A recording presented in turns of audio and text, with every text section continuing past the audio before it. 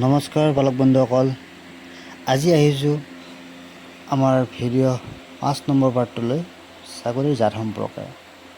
মই আজি আহিছোঁ গৰু ছাগলীৰ বজাৰলৈ ছাগলী বিক্ৰী কৰিব, সেয়েহে আপোনালোকক বজাৰখন অলপ দেখুৱাম আৰু কি জাতৰ ছাগলীৰ চাহিদা বেছি আজি ভিডিঅ'ত কৈ যাম।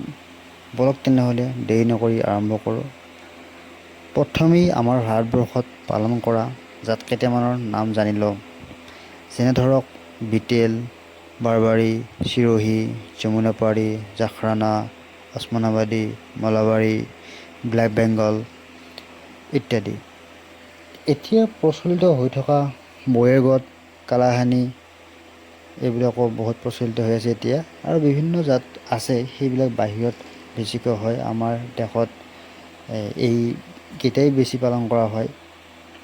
এতিয়া আমাৰ অসমৰ কাৰণে চবতকৈ কি ভাল সেইটো কি জানেনে বাৰু? সেইটো হ'ল ব্লেক বেংগল আৰু আছাম হিল।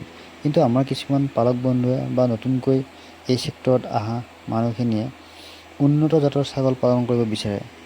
তেওঁলোকে ভাবে কাণ দীঘল ওখ ওখ ছাগলীবোৰ উন্নত জাতৰ হয়, মই মানিছোঁ, কিন্তু উন্নত জাতৰ অসমৰ কাৰণে সেই বাহিৰৰ ছাগলীবোৰ পালনৰ বাবে মুঠেই উপযোগী নহয়। উন্নত জাত কোনবিলাক সেইটো আমি ভালকৈ জনাটো দৰকাৰ। সোনকালে গাভিন হোৱা, বেমাৰ আজাৰ কম হোৱা, কম গাখীৰতো সোনকালে ডাঙৰ হোৱা আদি উন্নত জাত বোলা হয়। যিটো কাণ দীঘল ওখ ছাগলীবোৰ এইকেইটা গুণৰ অধিকাৰী অসমৰ কাৰণে নহয়। গুজৰাট, হাৰিয়ানা, ৰাজস্থান, পাঞ্জাৱ আদিত হয়, কাৰণ সেইবোৰ সিহঁতৰ ষ্টেটৰে হয়।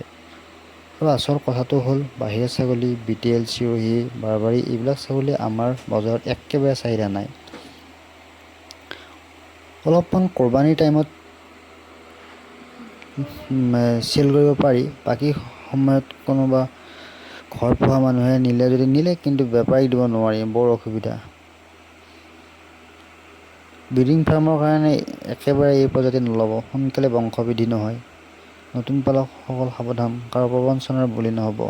মই ইউটিউবত দেখি আছোঁ বহুতে নতুন পালকক ঠগি আছে বাহিৰা জাতৰ ছাগলী হাতত তুলি দি, আৰু দামটো বহু হাই ৰেটত চেল কৰি আছে। চেল কৰা জনকো কৈ দিয়ে এই ছাগলীৰ বহুত দাম, আপোনালোকেও পাব। এইবিলাকৰ পৰা সাৱধান, একদম বহুত সাৱধান হৈ এই ছেক্টৰত আহিব। জাতটো ভালকৈ চিনি ল'ব। আজিৰ ভিডিঅ'ত মই এইখিনিয়ে ক'লোঁ। আপোনালোকে কিন্তু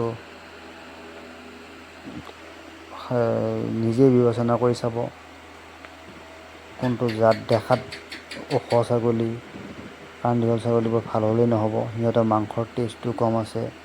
আমাৰ মাংগলিক অনুষ্ঠানবিলাকত যিবিলাক মাংস ব্যৱহাৰ কৰা হয়, বিবাহ অনুষ্ঠানেই হওক, যিকোনো সকামতে হওক, দীঘল ওখ কাণ দীঘল বা সেনেকুৱা বাহিৰা জাতৰ বিটেল, চিৰোহী সেইবিলাক ছাগলীৰ মাংস পচন্দ নকৰে।